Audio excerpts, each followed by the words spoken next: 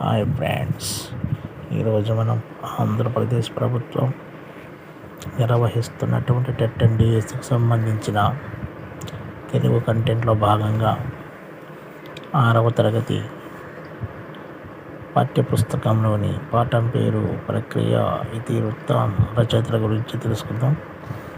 పాఠం పేరు అమ్మఒడి. ఇది గేయ ప్రక్రియకు చెందినది. అమ్మఒడి అనేటువంటిది తల్లి ప్రేమ అనే ఇతివృత్తానికి చెందినది. రచయిత బివి నరసింహారావు. పాఠం పేరు తృప్తి. ఇది కథానిక అనేటువంటి ప్రక్రియకు చెందినది.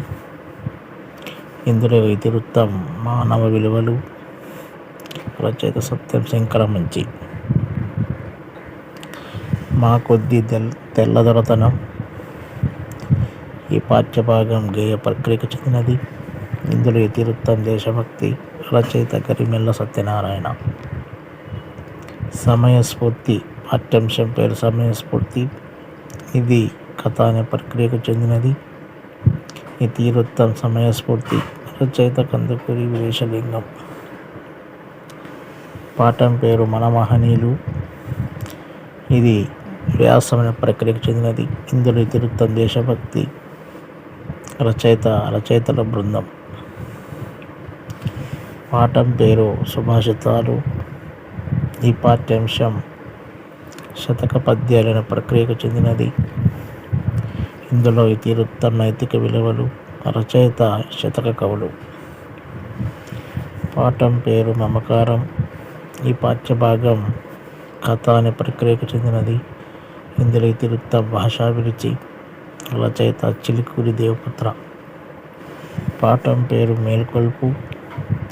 ఈ పాఠ్యభాగం పద్యం అనే ప్రక్రియకు చెందినది. ఇతివృత్తం సమానత్వం. రచయిత కుసుమ ధర్మన్న.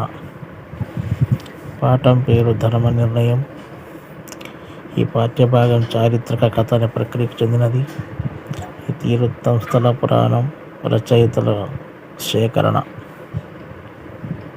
పాఠం పేరు త్రిజట స్వప్నం. ఈ పాఠ్యభాగం పద్యం అనే ప్రక్రియకు చెందినది. ఇతివృత్తం సహానుభూతి. రచయిత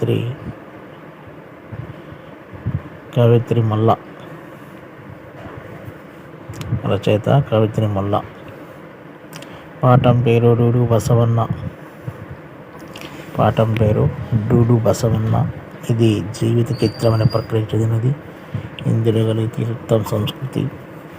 రచయిత డాక్టర్ రావూరి భరద్వాజ. పాఠం పేరు ఎంత మంచి వారమ్మ. ఇది వ్యాసం అనే ప్రక్రియకు చెందినది.